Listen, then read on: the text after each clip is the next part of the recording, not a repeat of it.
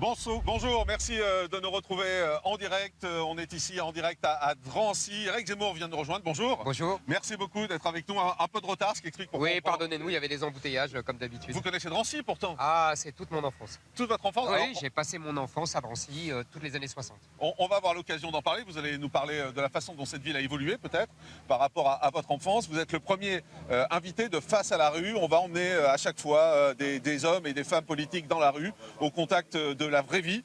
Parce que c'est intéressant de savoir ce que pensent les gens. Vous avez prévu des intervenants qui vont venir tout au long du chemin pour essayer de savoir pourquoi vous avez ces positions, positions qui font polémique régulièrement. On est à peu près à 12 km de Paris, ici. D'abord, je voulais savoir, ça évoque quoi pour vous, Drancy? Je vous dis, mon enfance, je suis arrivé vers 4-5 ans. On avait un petit appartement résidence Félherbe. Pas très loin d'ici. Pas très loin d'ici. Ouais. Pour moi, vous savez, j'ai un souvenir ému de Drancy. C'était mon enfance d'abord, évidemment, donc on est tous nostalgiques de notre enfance, mais au-delà de ça, c'était des années de bonheur, c'était des années de... Vous savez, la banlieue, avant les années 70, c'était la paix, c'était la félicité, c'était la possibilité pour une petite classe moyenne. On était... Vous savez, mon grand-père en Algérie avait 9 enfants et était cordonnier, donc vous voyez, on était très pauvres. Et quand on est arrivé à Drancy, ça permettait à des gens très pauvres de progresser petit à petit dans l'échelle sociale. On rentrait petit à petit dans une petite classe moyenne. Et surtout, on imitait le mode de vie des Français. Et en fait, c'est ce que j'essaye d'expliquer toujours. L'assimilation, ça se fait par l'imitation des classes populaires. Il ne faut jamais oublier ça. D'ailleurs, vous savez, Guy Louis, dans ses premiers livres, explique très bien ça. Ce sont les ouvriers, les employés, vous voyez, qui donnent comme modèle de mode de vie français aux gens qui arrivent, qui sont souvent des gens modestes, et donc qui s'agrègent à ces ouvriers. Les gens, quand ils arrivent, ils sont de conditions modestes, quand ils viennent d'ailleurs. Mais vous avez le sentiment que ça a changé? C'est plus pareil aujourd'hui? Mais bien sûr, c'est l'inverse aujourd'hui. C'est-à-dire l'inverse? C'est-à-dire qu'aujourd'hui, il y a une assimilation à l'ancienne, à l'inverse. C'est-à-dire qu'aujourd'hui, ce sont les nouveaux arrivants qui imposent leur mode de vie et leurs mœurs à une population française qui doit se soumettre ou se démettre. Mais la population française est quasiment plus là dans ces quartiers. Et pourquoi elle n'est pas là d'après vous? Elle n'est pas là parce qu'elle ne supporte plus qu'à la place de son mode de vie, de ses mœurs, à la française, il y ait un autre mode de vie, d'autres mœurs musulmanes, arabo-musulmanes, africaines. Ce ne sont plus les Français qui ont assimilé les nouveaux venus, ce sont les nouveaux venus qui ont imposé leur mode de vie, et donc les autres, les Français, mais aussi les gens issus de l'immigration européenne, italiens, espagnols, ont été chassés, se sont enfuis. Mais ce qui fait bondir quand vous dites ça, c'est qu'il y a beaucoup de Français, néanmoins, parmi ces gens-là qui sont dans ces banlieues. Mais il y a beaucoup de gens qui sont nés sur le sol. Nationalité française. Oui, et qui sont français. Non mais vous savez, vous avez raison, ils sont de nationalité française. Mais moi, je pense que la France, ce n'est pas une page vierge. Vous voyez, la France, c'est une histoire de 1000 ans. C'est une tradition, c'est des paysages, c'est une histoire avec des héros, avec des traîtres, avec des hauts faits, des victoires, des défaites. Vous voyez, tout ça, ça fait partie de la France. Mais comme d'autres pays, hein. Le Maroc a une histoire millénaire. Vous voyez, je ne dis pas que la France est seule dans ce cas-là, hein, mais c'est une histoire millénaire. Et c'est des paysages, c'est une culture, ce sont des mœurs. Vous-même, vous êtes approprié. Ouais. Vous voyez, voilà. Et on est tous dans ce cas-là. Donc mais il y a plusieurs catégories de Français? Non, non, pas du tout. Parce que quand ils sont français, je veux dire par là le droit du sol, oui, malgré tout. Quand on est français, la France et être français, ce n'est pas seulement une carte d'identité. C'est tout ce que je dis. Ce n'est pas seulement des papiers. C'est aussi un esprit. C'est aussi des mœurs. C'est aussi une culture. Vous voyez, tout ça, c'est un ensemble. Pas bien ces notions.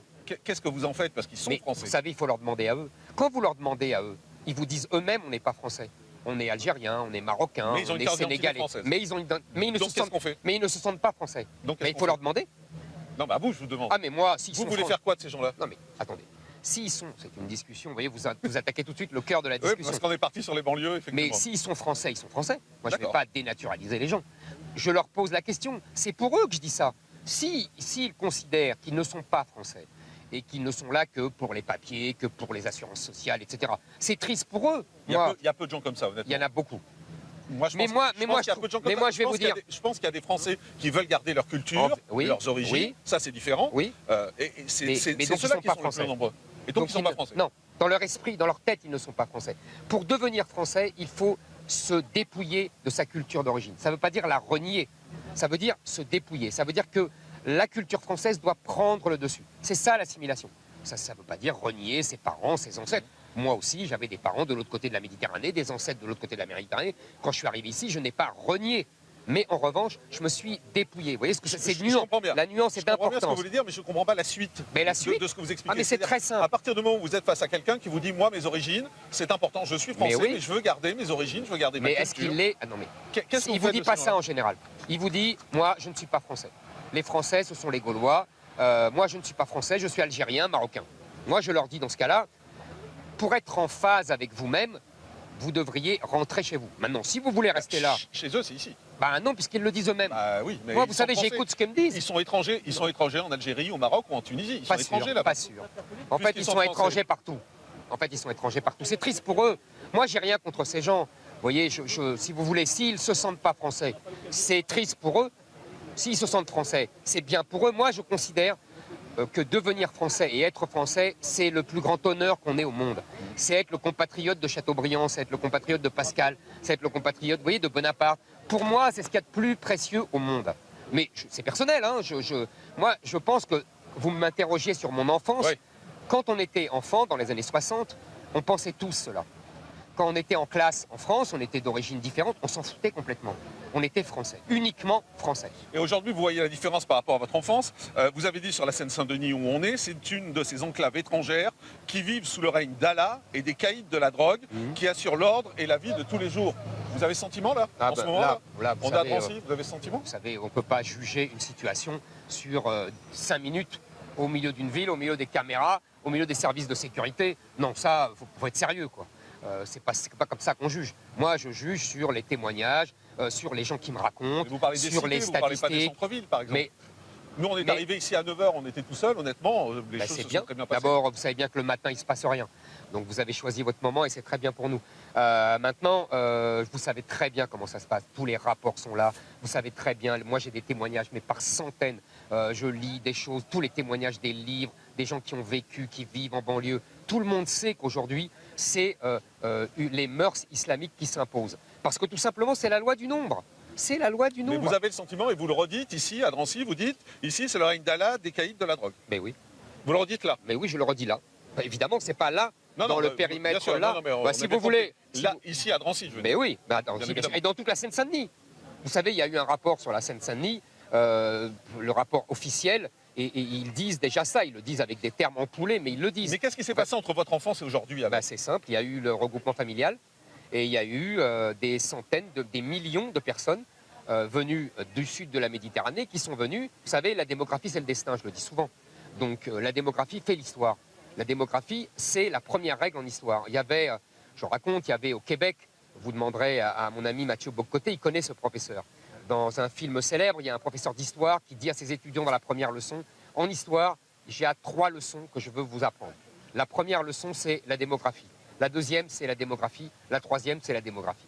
Donc c'est fondamental en histoire. Donc on a simplement remplacé une population par une autre. On a laissé venir des millions de gens qui, et c'est bien naturel, puisqu'on ne leur imposait rien, puisqu'on ne leur demandait rien et qu'on ne canalisait rien, eh ben, ils ont vécu ici comme là-bas. Mais on avait besoin d'eux. On avait besoin d'eux pour travailler. On avait besoin d'eux dans les années 60. Vous savez, on avait besoin d'eux dans les années 60. Ça fait 50 ans. Oui, aujourd'hui, on n'a plus besoin d'eux, c'est pas vrai. Les enfants de ces gens-là. Mais normalement, ils auraient dû être renvoyés à partir du moment où on ne travaillait plus. Bien sûr. On les prend, on les fait travailler, on les renvoie chez eux. Bien sûr. C'est pas l'exploitation? Ah, pas du tout.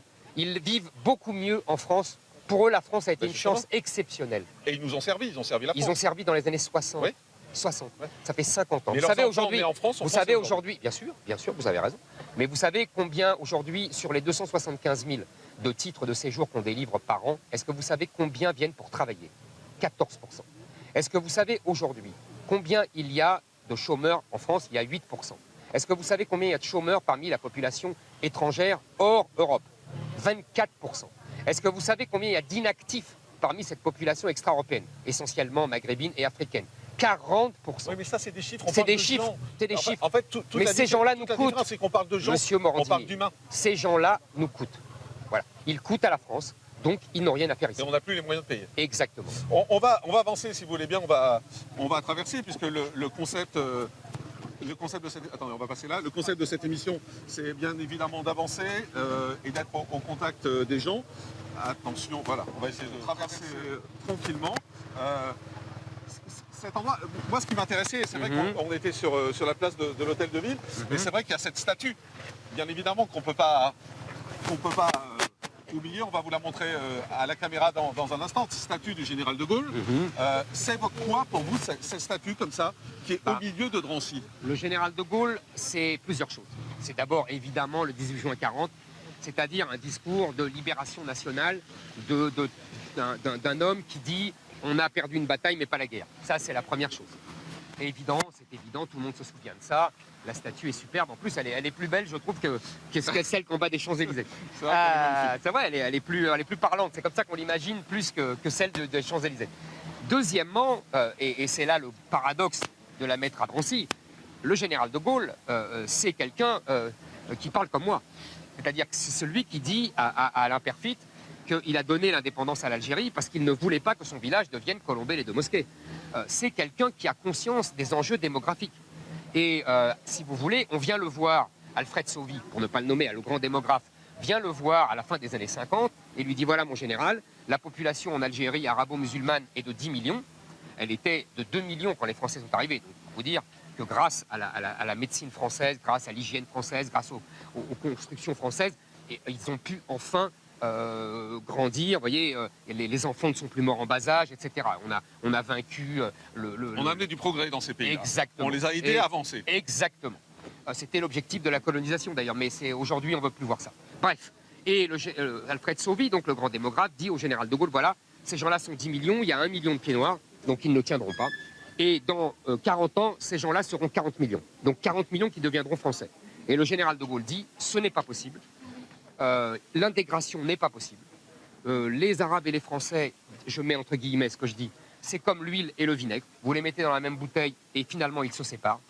Donc vous voyez, il ne croyait pas en l'intégration. Il ne croyait pas encore moins à l'assimilation. Il disait, on assimile des individus, pas des peuples. Le problème, c'est que, j'en suis la preuve, on assimile des individus. Moi, je viens d'une culture, vous voyez, qui n'était pas française. Mes ancêtres étaient au milieu des populations arabo-musulmanes et vivaient au milieu.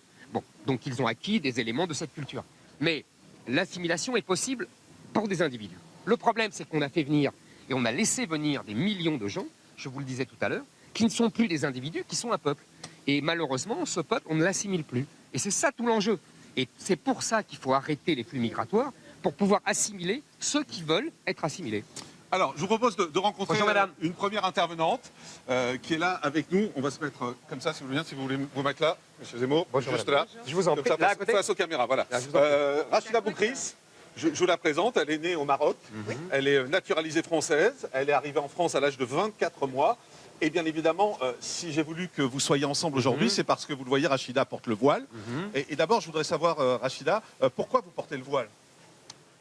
Bonjour, monsieur Bonjour, Zemmour. madame. Bonjour, monsieur Morandini. Si je porte le voile aujourd'hui, c'est choisi de le porter.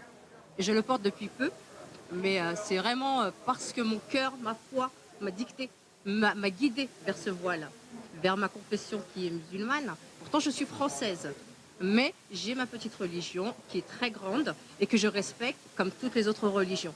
Donc ce voile, ce bout de tissu que je porte sur la tête, fait de moi la femme que je suis et je ne changerai pas. Est-ce que ça vous choque, Éric Zemmour, de voir Rachida dans la rue comme ça avec le voile? Oui. Et je vais lui dire pourquoi. Dites-moi. D'abord, si vous voulez, est-ce que vous imaginez à la Mecque une jeune femme en mini-jupe? Je ne suis pas à la Mecque. Par respect pour la Mecque, elle ne mettrait pas une mini-jupe. Comment pouvez-vous comparer la France mais la à France, Mecque? pour moi, est sacrée. Ça, c'est une première chose. Oui, mais comment Donc, pouvez-vous par comparer respect, la France vous savez, à en la France, Mecque? vous savez, il y a un vieil adage en France qui dit à Rome, fais comme les Romains. D'accord. Donc, à Rome, on fait comme les Romains. Ok. Au Maroc, on fait comme les Marocains. Mais je suis Non, française. non, madame, Je vous ne faites pas travaille, comme les Français. Je paye mes impôts, j'éduque mes Ça, enfants. mais mes ça, enfants, ça, mes vous- enfants vont à l'école. Chère madame. Je travaille, j'ai toujours travaillé, ça fait 20 ans que je travaille. Chère madame. J'ai toujours respecté mes frères, mes sœurs, mes cousins, mes voisins, mes amis, mes collègues, mes patrons. Chère madame. Je les ai toujours Ça, respectés. vous le- Et ce bout de je tissu, peux parler- monsieur Zemmour, excusez-moi, Je vous en ce prie. bout de tissu, monsieur Zemmour, ne fait pas une personne. Je suis une femme. C'est tout. Voyez la femme que je suis, ne voyez pas le tissu que je porte sur la tête. Moi, je ne Éric vois que le Zemmour tissu que vous avez sur la tête. Parce que vous, vous ne montrez que ça. Voilà. Quand vous êtes dans l'espace public, Non. qu'est-ce que vous... Laissez-moi Oui, répondre. oui, je vous laisse parler. Vous montrez votre tissu. Parce que donc vous dites à tout le monde, je suis musulmane. Non. La France, oui, bien sûr que si. La France, vous savez, c'est la laïcité. On n'est pas dans un pays arabo-musulman. Mais justement, La c'est laïcité, un pays laissez-moi finir. laïque. Laissez-moi finir. Laïque, qu'est-ce que ça veut dire? Ça veut dire, d'une part, la liberté religieuse, mais ça veut dire aussi, madame, le devoir de discrétion. Ça veut dire que dans l'espace public, on ne dit pas à tout le monde, vous voyez, je suis musulmane. Non, on dit, je suis française. Je finis. Vous savez, madame, quand vous dites un bout de tissu qui veut dire tout, Non. madame, Non. le vêtement est éminemment politique. Et je vais vous dire quelque chose. Vous savez, vous dites, c'est moi qui l'ai voulu, c'est ma foi, Oui. etc. Bon. Vous savez très bien que l'islam ne repose pas exclusivement sur la foi, qu'il y a des injonctions très strictes, Ni sur très un bout de tissu. précises, ni sur un bout de tissu, ni très strictes, et qui avant tout relèvent du contrôle social. Donc en vérité, il y a antithèse, c'est antinomie entre la liberté individuelle que vous revendiquez et l'islam, qui est une religion qui ne connaît pas la liberté individuelle, puisque l'islam veut dire soumission. Non. Donc quand vous nous dites, Non. si madame, Non. l'islam veut dire soumission, Non. qu'est-ce que ça veut dire? Donc soumission, donc ça veut dire il faut que je demande l'autorisation à mon mari, il faut que je Non, demande non, l'autorisation non, à mon père, il faut que je demande Vous demandez l'autorisation l'autorisation au texte. Non. Vous demandez Non. l'autorisation au texte. Je suis C'est le une texte femme qui vous commande. libre. Non, Monsieur madame, vous n'êtes Zemmour, pas je suis libre. une femme Non, ça libre. n'existe pas en Et c'est ce islam. que j'inculque et ce que j'éduque à mes enfants, c'est la Madame. liberté. Nous sommes en France. Liberté, égalité, fraternité, monsieur Madame. Zemmour. Respectez uniquement la liberté. Respectez Madame. la femme que je suis, non pas le foulard que je porte, juste la femme Alors que enlevez-le je suis. si le foulard n'a pas d'importance. Mais enlevez votre cravate à ce moment-là. Mais je l'enlève sans vous voulez. Mais moi aussi, je Mais la l'enlève cravate quand n'est vous pas un voulez. air. Alors, n'est pas- allons-y, allons-y. La cravate, madame, la cravate. Enlevez Vous- votre cravate, j'enlève mon tissu. Alors, allons-y. Très bien. Et je signale que la cravate n'est pas un élément religieux. Et que donc elle ne signale rien de la religion. Le foulard non plus. Allez-y, madame. Le foulard, c'est la foi, c'est ce qu'on porte en Non, nous. non. Éric Zemmour, C'est l'injonction qui enlève, religieuse. qui enlève. Ce n'est pas la foi, Est-ce que madame. vous enlevez votre En islam, foulard, j'attends madame toujours que vous Mais enleviez je mon vais foulard. l'enlever. Allez-y. Allez-y, je Je vais vous en prie. l'enlever. Et vous allez me respecter pour autant? Mais bien sûr. D'accord. Donc tissu ou pas tissu, c'est le respect qu'on cherche. Mais c'est une On évidence. est d'accord. On est d'accord. La liberté. Non, vous Donc n'êtes, je madame, choisis de le il y a- porter, je choisis de le c'est retirer. faux, madame. Donc on va rien m'imposer que Madame, ce soit vous vous savez- Non, mais ou quelqu'un d'autre. laissons-la retirer. Laissons-la retirer. vous en prie. son Quelqu'un foulard. d'autre, personne ne m'imposera Je quoi que ce vous soit. en prie, mais je vous en- décide. Allez-y. Faut bien l'entendre. hein. et vous décidez. Je décide de l'enlever. Et vous décidez de l'enlever. Voyez. Voilà. Très bien. Voilà. Très bien, Voilà. madame. Non, vous l'enlevez pas, là. Voilà. Voilà, très bien. Alors Voilà, très bien. Alors Eh ben, vous voyez, là, vous respectez la Non, laïcité. Non, non, si, je madame. me respecte Non, moi-même. non, je madame. me respecte Non, moi-même. madame. Il y a Non, antipathie. Sachez une chose, sachez une chose. Le foulard ne fait pas la religion. Non, le foulard ne fait pas la religion. Je suis d'accord avec vous. Comme votre cravate, ça vous donne pas plus d'intelligence. Absolument On est d'accord. d'accord. On est d'accord. Donc voilà. Mais ça n'a rien à Il faut voir. Est-ce qu'aujourd'hui, sans foulard, là maintenant vous avez enlevé le foulard à la demande d'Éric Zemmour. Ah non, pas à la demande. Pas à la demande. Non, mais enfin, c'est Non, un non, échange. non, non, C'est non. un échange. Vous avez décidé de le retirer. Je suis d'accord. Est-ce que vous vous sentez différente sans foulard? Bah alors Donc pourquoi vous le pourquoi vous en mettez? portez un? Parce que j'ai décidé de le porter. C'est parce faux, que madame. C'est ma foi, monsieur. Non, Non, mais là, madame. Éric Zemmour, le fait qu'elle C'est ait un bout de enlevé, tissu. le fait qu'elle ait enlevé son Voyez, foulard, vous ça prouve, respectez. ça Mais prouve je que c'est respecte. une femme libre. Mais, Mais oui. mais chère madame, je Oui vous ou répète. non? Mais oui, bien sûr, c'est très Merci. bien. Je vous remercie. Ce que je veux dire, vous voyez, vous le remettez. Bien sûr. Vous pouvez bien remettre sûr. votre cravate aussi. Mais je vous en prie. Moi, je vous répète, ce n'est pas un signe religieux. Ce n'est pas un signe religieux. Non. Même le foulard. Si. Non. Bah, alors pourquoi vous le mettez alors? Vous me voyez. Puisque vous dites que c'est la Vous avez foi. juste vu la Madame, partie, vous avez juste vu mes cheveux êtes- en plus. vous êtes- Sinon, c'est la même Madame, personne vous que vous avez en face de contredisez. vous, monsieur Vous Zemmour. contredisez. Vous avez la même personne Madame, en face de vous. vous Vous contredisez. avez vu, je n'ai pas changé. Attendez. Si vous ne laissez On pas parler, on ne reste. peut pas discuter. Et après, j'ai une question à vous poser, Éric Zemmour. Vous vous Allez-y. contredisez. Vous dites que c'est un acte de liberté et après vous dites que ce n'est pas un signe religieux. Il faudrait Oui. savoir pourquoi vous le mettez si ce n'est pas un signe religieux. C'est évidemment un signe religieux. Non. Et c'est évidemment écrit dans le Coran. Et vous respectez le Coran. Vous n'êtes Faut pas juste- libre parce faut qu'en juste, islam, il n'y a monsieur pas de liberté Zemmour. individuelle. Monsieur Zemmour. Ça veut dire Attendez, on va essayer d'avancer un petit peu. l'islam. On Non, va c'est essayer pas la d'avancer. Attendez, je vous redonne Mais si, la parole madame. dans un instant. Mais si. La kippa vous gêne de la même façon? Oui. Moi, vous savez, quand j'étais enfant... Donc vous êtes pour qu'il n'y ait plus de kippa non plus dans la rue? Absolument. Quand j'étais enfant, moi, je suis de confession juive, tout le monde le sait. Quand j'étais enfant, j'habitais là et on allait parfois à la synagogue.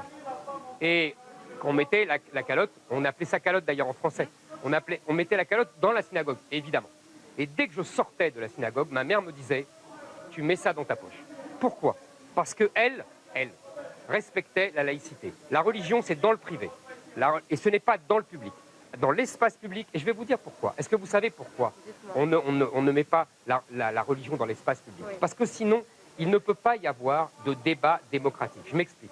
Si, entre nous, on peut discuter, vous voyez, sauf qu'à partir d'un certain moment, vous allez me dire, c'est ma foi. Donc on ne peut plus discuter. Parce qu'il y a Dieu qui vient. Donc on sort Dieu du débat démocratique. Et Là, dans elle n'a pas évoqué Dieu. Si, elle a dit, c'est ma foi. Oui, c'est ma foi. La foi, c'est Dieu. Oui, mais ça ne vous empêche pas de parler, Éric Zemmour. Mais Ça- bien non, sûr. non, mais justement. Mais ça nous empêche d'avoir un débat à égalité. Elle est portée par la foi de Dieu. Moi, Je vous considère mais moi comme aussi, madame. tout homme Vous comprenez que pas je ce que je dis. croise. Non, non, non. Juste, comme je vous dis, je suis une femme, vous discutez, vous parlez avec une femme, là, pas avec une musulmane, vous parlez Non. avec une femme, Non. on est d'accord? Non, madame. Je suis de Vous confession, ne pouvez comme pas, l'avez dit, vous ne êtes de pouvez pas. confession juive. Non, madame. C'est pas écrit sur votre front. Eh ben justement, c'est pas D'accord. écrit sur Mais mon moi, front. ce Vous, n'est c'est pas écrit sur votre non, front. ce n'est Mais pas si, écrit madame. sur mon front, monsieur Allez, Zemmour. on va avancer. J'ai juste, Merci, faut juste Rachida. respecter.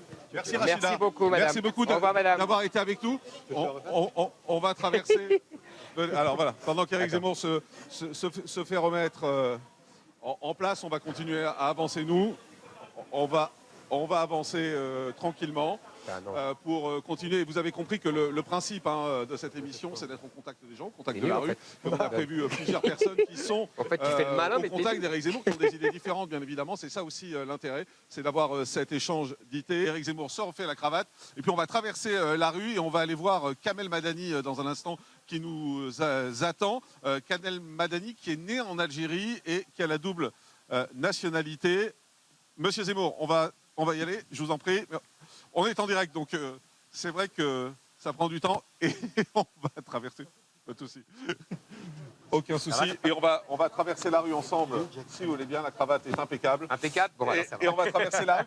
Juste, vous savez, moi je suis d'origine corse. Ouais. Et quand je vais dans plusieurs villages corses, il y a des femmes, bien femmes sûr. âgées qui ont des voiles Bien sur la tête. sûr.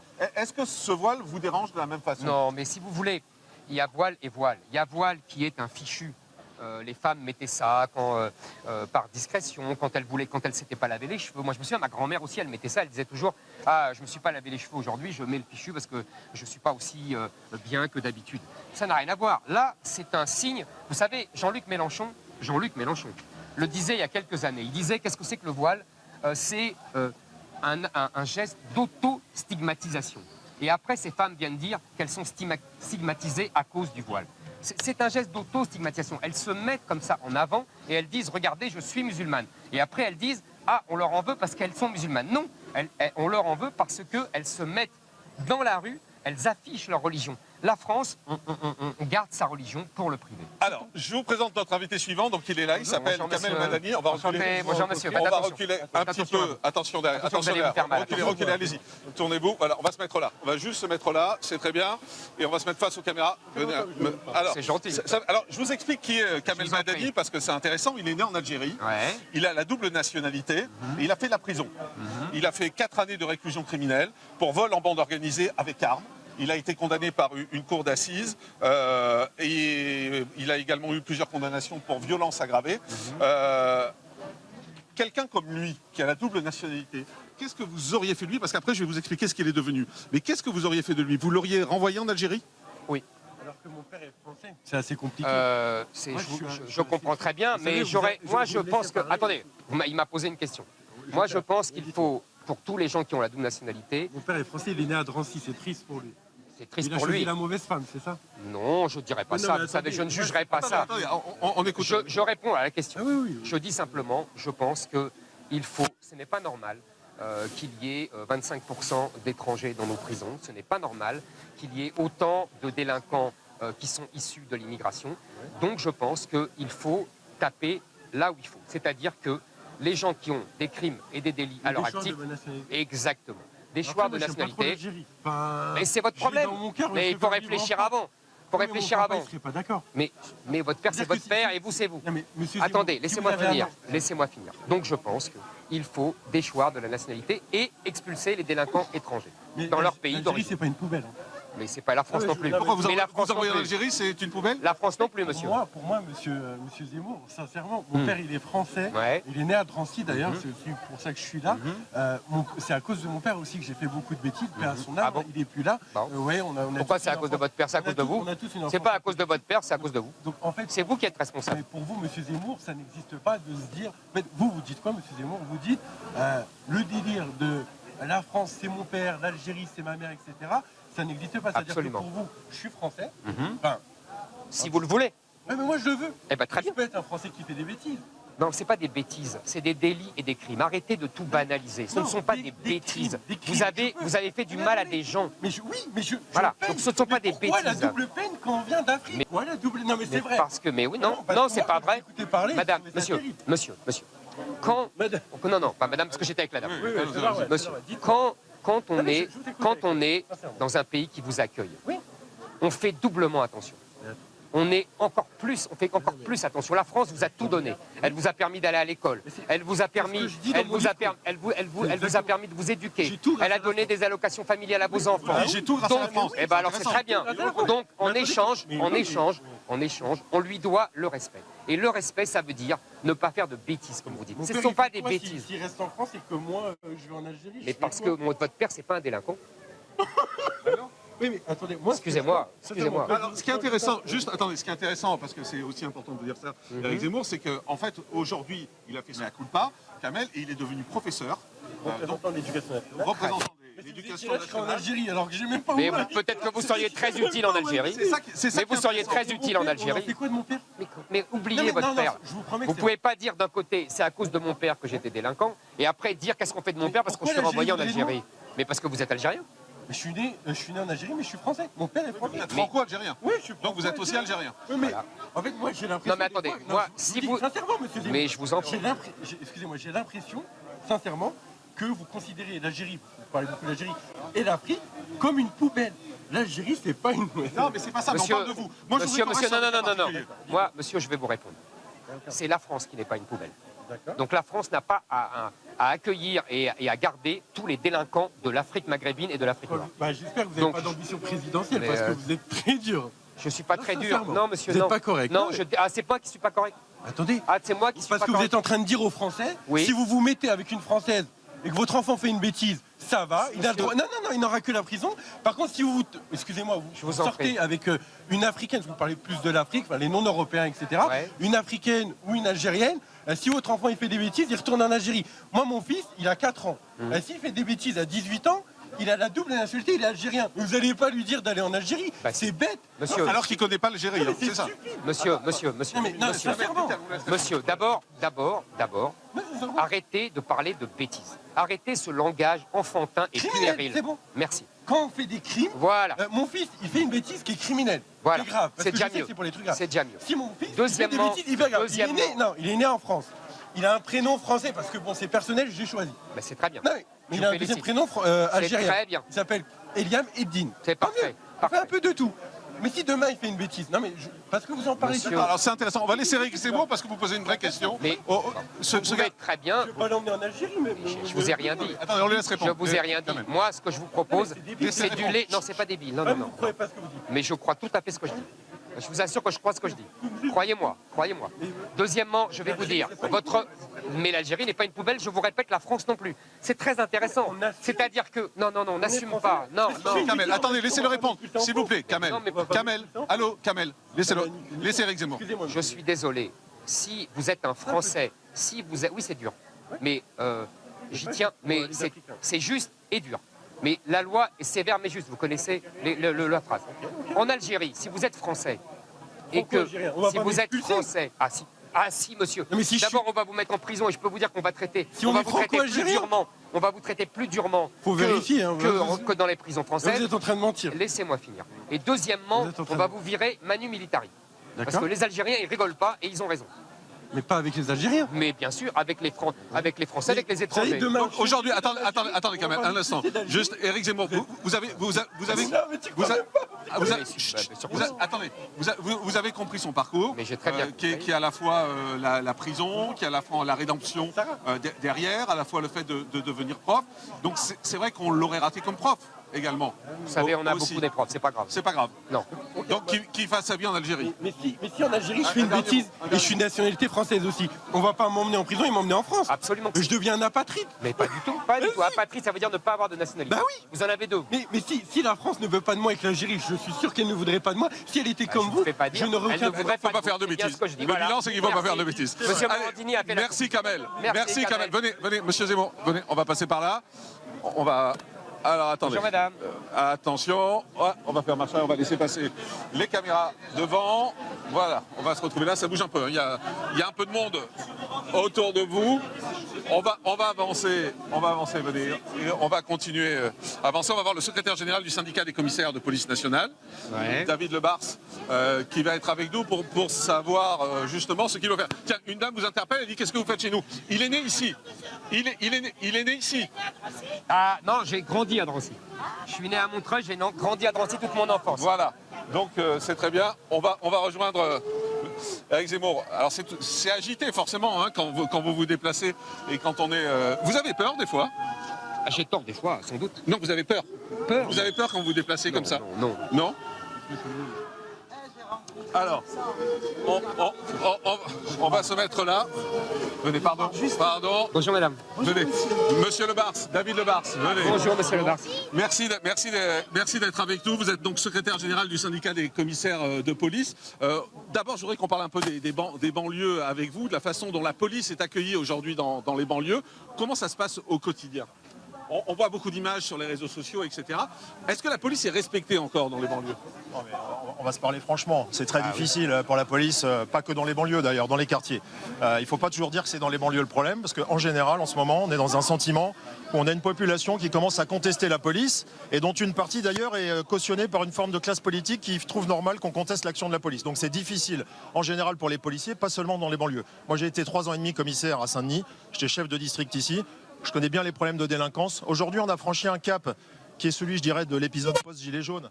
Il y a eu de la violence dans les manifestations, il y a eu de la contestation, il y a eu un discours politique malsain de dire les violences policières, ça n'est pas normal, sauf que les manifestations dégénèrent quand les gens qui sont en face les font dégénérer. Et aujourd'hui, les policiers font face à toutes les contestations. Et il va falloir qu'on trouve les solutions pour que ça ne soit pas que la police qui gère ces formes de contestation. Comment vous recevez le discours d'Éric Zemmour? Est-ce que vous avez le sentiment qu'il est en phase par rapport aux problèmes que vous rencontrez et aux problèmes dans ces banlieues? Éric Zemmour, il a installé, c'est le regard du policier, hein, plein de choses dans le débat, à juste titre, des choses qui peut-être étaient privatisées, ou en tout cas qui n'étaient plus possibles de dire. La question maintenant pour nous, policiers, la France, l'identité, l'appartenance à un pays, le respect, les problèmes de dérive communautaire, tous ces problèmes-là, quand on est policier dans les quartiers, on les voit, on gère la délinquance, on les subit, on fait l'objet d'agressions. La question maintenant, c'est de savoir, est-ce qu'on est tous capables de faire un constat? On ne sera pas tous d'accord sur un constat, mais la question, c'est quelles sont les solutions pour qu'on sorte de là? Et moi, en tant que policier, je vois bien, un des problèmes de la société aujourd'hui, c'est qu'on a sans doute trop demandé à une police nationale, ou aux forces de police en général, aux gendarmes aussi, et on se rend compte qu'aujourd'hui, il y a des failles, il y a des angles morts, même, je vais plus loin. L'exemple des mineurs délinquants, par exemple, c'est un problème qui n'a pas été traité. Il y en a d'autres. Qu'est-ce qu'on fait en sachant parfaitement que ce n'est pas la police qui pourra tout régler? Ça, c'est une vraie question politique, ou en tout cas peut-être aux futurs candidats. Que vous pose David Lebars. Si vous me permettez, j'irai plus loin que David Lebars. Je pense aujourd'hui qu'il y a dans d'innombrables quartiers, nous sommes face à des enclaves étrangères où la loi n'est plus française, où les policiers sont considérés comme une troupe étrangère qu'il faut chasser. Et aujourd'hui, ce sont les policiers. On parle toujours de violence policière, on devrait dire violence aux policiers. Aujourd'hui, ce sont les policiers qui sont agressés.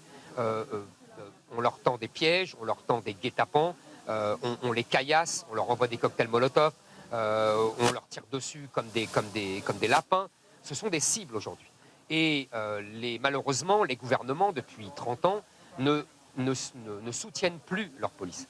Et on voit bien dans le film Bac Nord, on voit bien comment c'est la hiérarchie qui interdit aux policiers d'aller dans ces enclaves étrangères. Aujourd'hui, deuxième problème, le problème de la police, tout le monde le sait, tous les policiers vous le disent, c'est la justice. C'est-à-dire que la justice ne fait pas son boulot. Pour des raisons diverses d'ailleurs. Certains jugent pour des raisons idéologiques, d'autres parce qu'il n'y a pas de place dans les prisons. On vient leur dire, de toute façon, ça ne sert à rien de le mettre en prison, il n'y a pas de place. Troisièmement, parce que, si vous voulez, il y a une espèce d'esprit comme ça de laisser aller. Et en plus, les policiers sont vus comme des coupables en puissance, alors qu'ils sont les vraies victimes de cette situation. Nous devons donc rendre le pouvoir à la police, c'est-à-dire que nous devons renverser les rôles. La police doit redevenir celle qui fait respecter l'ordre et non pas qui est une cible pour l'ordre islamique et l'ordre des racailles qui règnent dans toutes ces banlieues. Vous avez le sentiment d'avoir perdu le pouvoir aujourd'hui dans les banlieues?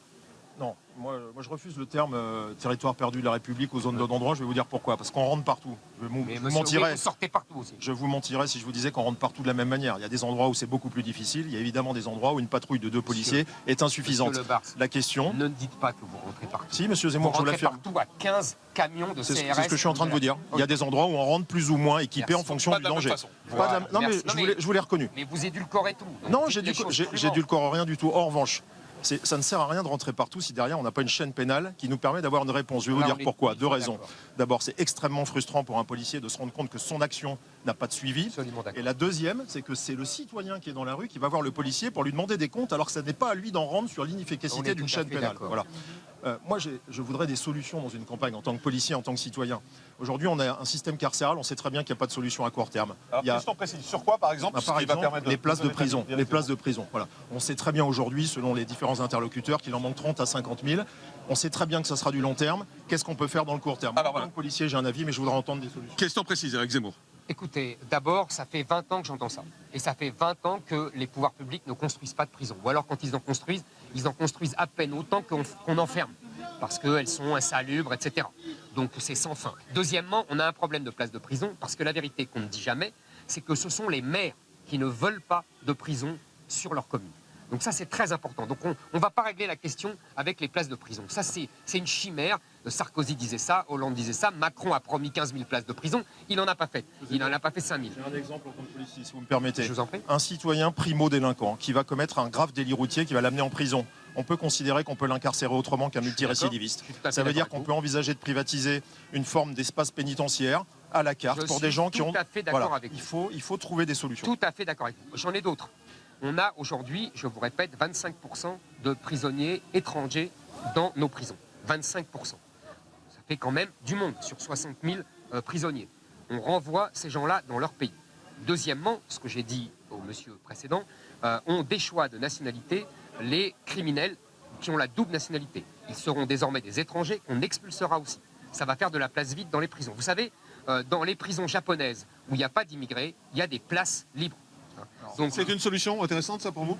Moi, je ne suis pas là pour commenter des solutions de candidats à l'élection. Non, mais parce que celle-ci, monsieur Zemmour, elle présente un inconvénient. Je vais vous donner 3 problématiques majeures de la Seine-Saint-Denis. Les mineurs multiréitérants, grave problème, sont tous français. 90-95% français. Si, monsieur Zemmour. Les mineurs isolés, ils ne sont pas français. Non, pas les mineurs isolés. Ça, c'est un phénomène, c'est une poche de délinquance, je vous l'accorde. En revanche, les mineurs multiréitérants sont français. La quasi-majorité des auteurs de grosses violences ici, et c'est un département où il y a une extrême violence, sont également français.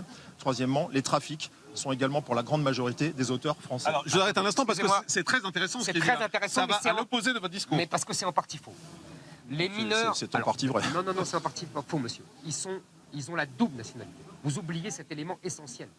Ils ont la double nationalité. Non, là-dessus, je vous le conteste. Mais bien sûr que si. Moi, j'ai travaillé 3 ans et demi ici. Les mineurs, vous savez, ils sont français. Par exemple, que les Marocains sont tous franco-marocains. Les Algériens, c'est la même chose. Les Tunisiens, c'est la même chose. Parce que ces gens-là, ces pays-là, n'enlèvent jamais la nationalité. Vous avez un policier en face de vous qui vous dit c'est pas vrai. Mais il a tort. Il a tort. Il ne connaît pas la loi. Dans les services de police. Pas la règle. Non, mais moi, je vous parle dans les services de police et les gens que j'ai eu en garde à vue. Quand on a des mineurs qui sont auteurs de violences, qui sont multiréitérants, qui sont dans les trafics, qui sont français, ils ont une carte d'identité française, leur famille habite ici, ils sont français. Voilà. Ce problème-là, il faut le regarder en face. Oui, les mineurs, on va parler des mineurs. Premièrement, il faut supprimer le droit du sol. C'est-à-dire qu'il faut cesser que ces gens soient français. Deuxièmement, vous avez tort quand vous dites qu'ils sont français. C'est-à-dire qu'un enfant qui naît en France de famille étrangère n'est plus français. Vous savez, ça se passe comme ça en Italie. C'est pas un régime totalitaire. Sur les nouveaux-nés, bien évidemment, c'est pas rétroactif. Mais bien sûr. Deuxièmement, vous faites, pardonnez-moi, une légère erreur. Ils seront français à partir de 16 ans, voire de 18 ans, s'ils le demandent. Et ils ne sont pas français entre 0 et 18 ans. Ils ne sont pas encore français. Troisièmement, puisque vous demandez des solutions, je propose, pour ces enfants, de supprimer les allocations familiales et toutes les aides sociales à leurs parents à partir du moment où leurs enfants sont délinquants. Ça, c'est une solution. Ça, ces propositions-là, ce sont des positions politiques. Deuxième sujet qui intéresse Vous un voulez des policier. solutions, quand je vous Non, en mais donne, vous dites que ça va écoutez, pas. Monsieur Zemmour. Vous avez le droit. En solution concrète, un policier, vous savez, son quotidien, c'est l'efficacité de la chaîne pénale qu'il y a derrière lui. La question qu'on se pose tous, c'est dans une zone qu'on va appeler une zone tendue. La Seine-Saint-Denis est une zone tendue, les Bouches-du-Rhône sont des zones tendues. Quelles sont les solutions que des candidats à l'élection présidentielle peuvent proposer pour gérer une zone tendue? Voilà, ici, il y a un des problèmes de la justice, c'est le manque de magistrats, de greffiers, c'est pas que les places de prison, c'est la capacité de décider vite et ensuite de casser les bandes ou d'écarter les bandes. Alors, vous savez, ici, les gens qui sont dans le quartier, là, s'il y a 5 ou 10% de délinquants dans un département, on a l'impression que le département est criminogène. Or, ici, il n'y a que des gens qui espèrent. Vous oubliez simplement, monsieur, quand vous avec dites moi, 5 à 10% de délinquants, vous oubliez tous les gens qui vivent grâce à la délinquance.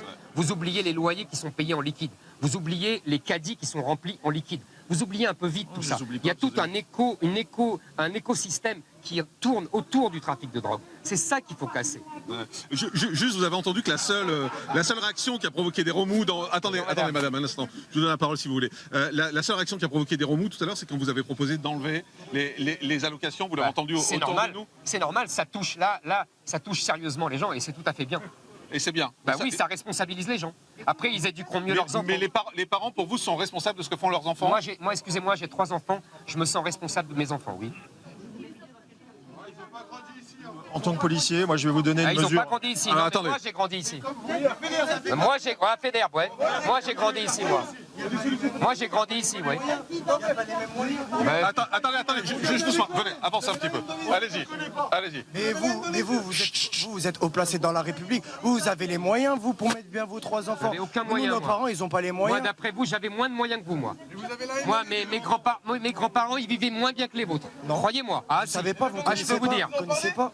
Vous savez pas. Des quoi Alors, attendez. Juste, on Moi, va ils n'avaient pas d'aide, mes grands-parents, moi. Ouais. Moi, ils n'avaient pas d'aide. Non, il n'y avait Alors. pas d'aide sociale, il n'y avait pas d'allocation sociale, moi. Et il n'y avait pas de RSA, moi. Ok, alors, merci David Lebars, en tout cas, d'avoir été avec nous. Bonjour, monsieur. On va essayer d'avancer. Alors, attendez. Hop, on va essayer d'avancer. On va traverser, si vous le voulez bien, et on va aller en face parce que il y a une boucherie qui est juste en face. Tenez, hop, venez avec moi. Voilà. Il y a une boucherie charcuterie, boucherie halal qui est juste en face de nous. Boucherie Salim. Vous êtes d'accord pour entrer? Bien sûr. Allez, venez, on va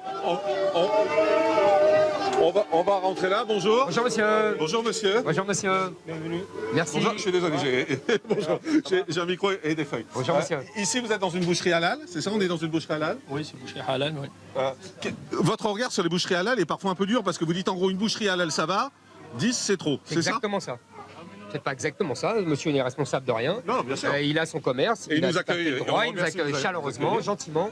Et je n'ai rien contre les boucheries halal. Il y a deux sujets. Effectivement, quand il y a une boucherie halal, ça ne me dérange pas du tout. Il peut y avoir une boucherie halal, c'est tout à fait normal. Les gens respectent leur religion et ils vont acheter le halal comme les juifs vont acheter dans une boucherie cachère. Le problème, c'est quand il n'y a que des boucheries halal et quand il n'y a plus d'autres boucheries. Cela, ça veut dire qu'on n'est plus en France et on est comme au Maroc. C'est-à-dire qu'il n'y a que des boucheries halal. Là, c'est pas normal. Mais c'est encore une fois, monsieur n'y est pour rien. Non, mais bien sûr. Il s'adapte à la population. Le problème, c'est le changement de population. Est-ce que dans cette rue ou dans ce quartier, il y a des boucheries qui ne sont pas halal? Là, oui. Il y a des boucheries qui ne sont pas halal? Oui. Pardon? Avant, il y a une. Avant, il y avait. Avant. Aujourd'hui, il n'y a plus. Il n'y a plus de boucheries Bah qui ne non. sont pas halal. Ah non. Ah, Ouais. on va aller Halal voir ou pas? alors. Derrière la. On va aller voir. D'accord. Et Ah, une boucherie française. vous, Intéressant. vous êtes quoi comme Vous boucherie? entendez? Parce qu'il nous a dit que c'est une boucherie. Voilà. Mais c'est une boucherie française ou pas? Voilà. Musulmane. Musulman. Vous D'accord. voyez, c'est pas moi qui le dis. Ouais, c'est une boucherie musulmane. D'accord. Bah merci en tout cas. Merci à vous. Merci. Merci à vous, me bonne dites par où journée. on s'en retrouvera. D'accord. Merci messieurs en tout cas et bon courage. Bonne journée à vous. Merci à vous. Bonne journée, messieurs. Ouais, et c'est vrai que les mots sont intéressants en fait de se retrouver ici dans une boucherie qui est une boucherie musulmane. Halal. Vous voulez pas des boucheries halal? Ah, mais j'ai rien dit que j'ai rien. Non, c'est pas du tout ce qu'il a dit. Il a Bonjour, dit qu'il messieurs, est d'accord madame. pour les boucheries halal. Alors, merci monsieur en tout cas de nous avoir reçus. Pardon, merci. Alors, on va continuer à avancer. Venez avec moi, venez, on va marcher sur le trottoir. Alors la tension monte un petit peu forcément avec cette visite. On va continuer à avancer. Éric Zemmour, bien évidemment, on est en direct Je vous rappelle, si vous nous rejoignez, qu'on est en direct de Drancy, bien évidemment. On est en train de marcher dans les rues, puisque face à la rue... Venez, Éric Zemmour, venez. On va aller là. Il y a une association qui s'appelle Art et Sport de Drancy. Pardon, on va essayer de passer. Voilà. Bonjour madame. Bonjour madame. Madame s'appelle Laure Tournier. Enchantée, madame. Elle est présidente de la section de plus de 50 ans. Bonjour monsieur. Depuis plus de 50 ans. Alors, vous, il y a quelque chose... Attendez, je vais me mettre là, pardon. Hop, excusez-moi. Voilà. Il y a quelque chose qui vous gêne, en fait, dans le discours d'Éric Zemmour. Venez. Ouais, attendez, on va parler un par un. Voilà, allez-y. Donc, je voudrais d'abord présenter Monsieur Jean qui est coprésident de l'association. Enlevez votre masque, monsieur, sinon Ouais, on on va pas entendre. Voilà. Donc, qu'est-ce que vous aviez envie de dire, vous? De toute manière, moi je veux dire que de toute manière que nous sommes une association qui a une des plus anciennes de Drancy, puisqu'on a fêté les 100 ans il y a 3 ans. Hein. Combien de temps? 3 ans. On a 103 ans. Quel est votre rôle? Vous servez à quoi exactement? Le rôle de l'association? Le rôle de l'association, effectivement, c'est une institution, hein, et nous intervenons dans la vie sportive, culturelle, hein, et aussi sociale de la ville de Drancy. Le sport et l'art est effectivement intimement liés, effectivement, c'est pour ça qu'on appelle ça Art et Sport de Drancy. Donc, moi, il y a un point que vous avez évoqué quand on a préparé l'émission. Je crois que c'est vous, madame. Vous ne voulez pas laisser dire que Drancy, c'est une enclave en France. Oui, absolument. Oui, mais moi, ce qui est important, c'est ça, vous voyez. Activité physique, sportive, culturelle. Alors, ce qu'on devrait marquer aussi là, bien-être, santé. Bon, ce qui serait bien de marquer, c'est aussi pas de communautarisme, solidarité, et puis ensemble, tous ensemble. Mais quand vous entendez Éric Zemmour dire que finalement, quand on est à Drancy, vous m'arrêtez si je dis quelque chose qui est faux, mais quand vous entendez dire que c'est pas la France, que Drancy, en fait, c'est une enclave, au fond, à la Seine-Saint-Denis, plus précisément. Eh bien, nous, l'ASD, c'est la France, parce qu'on n'a pas de couleur, on n'a pas de religion, on n'a pas de politique. Est-ce que c'est possible encore de tenir ce discours à Drancy? Absolument, absolument. On est 3000 adhérents, où on ne demande rien. Ils rentrent, on leur demande pas ce qu'ils sont. Vous entendez les gens qui crient autour, qui sont en train de dire mais cette association elle est fermée depuis des années et ça fonctionne plus. Eh, n'importe quoi. Ça fait plus de 100 ans qu'on est là. On a surmonté toutes les situations politiques et nous sommes apolitiques. Nous, ce qui nous concerne chez nous, c'est l'humanisme, c'est tout. Mais vous entendez là qu'elle est contestée, même votre association. C'est ça qui est compliqué parce que vous l'entendez là, on est en train de le vivre en direct. Il y a des gens qui contestent au fond ce que vous faites dans cette association. Je ne sais pas qu'ils contestent ce que l'on fait puisqu'on est toujours avec eux dans Drancy. Donc notre association, c'est ça. Ils ne connaissent pas, qui viennent nous voir, qui viennent nous voir, après la connaîtront. Mais est-ce que vous n'êtes pas un peu un îlot au milieu de tout ça? En fait, on a un peu ce sentiment que vous êtes un peu un îlot isolé. Et encore une fois, quand vous entendez les jeunes derrière qui sont en train de réagir, on a le sentiment que vous êtes un peu à part dans votre monde, non? Pas du tout. Au contraire, on est dans notre monde avec toutes les populations et on est en plein dedans. Et arrête de mentir. Sans discrimination. Donc justement, comme toutes les associations autour aussi, d'ailleurs, pas de communautarisme. Il a du mal à passer ce discours quand même, hein, quand on entend un peu autour. Je suis touché par parce qu'il y a la volonté madame de bien et faire, par ça monsieur. se voit. Absolument. Et simplement, c'est pas de leur faute, c'est pas de votre faute, madame. Vous essayez de maintenir quelque chose qui est anachronique. C'est-à-dire que malheureusement, vous essayez de maintenir la France dans une enclave qui n'est plus en France. Et je vous plains. Moi, sans doute que votre association, j'y allais quand j'étais petit. J'ai joué au foot ici. Donc, sans doute que je venais dans votre association. Mais vous voyez bien que vous n'êtes plus en France. Et donc, les jeunes vous disent, on ne la connaît pas, votre association, parce qu'ils ne sont plus dans votre système qui était très français. Vous incarnez la France, parce que la France, vous avez raison, c'est l'universalisme, sans couleur de peau, sans race, sans religion. Seulement, on n'est plus dans cet univers-là ici. Ici, on est dans un univers islamique. Et l'islam, lui, connaît les différences. L'islam discrimine en fonction de la religion et de la Oumma. Si vous n'êtes pas membre de la Oumma, vous êtes un infidèle. Et vous êtes des infidèles, malheureusement, parce que vous ne pouvez plus, vous n'avez plus les moyens d'imposer la France. Pas du tout. Je suis complètement contre ce que vous dites, monsieur Zemmour.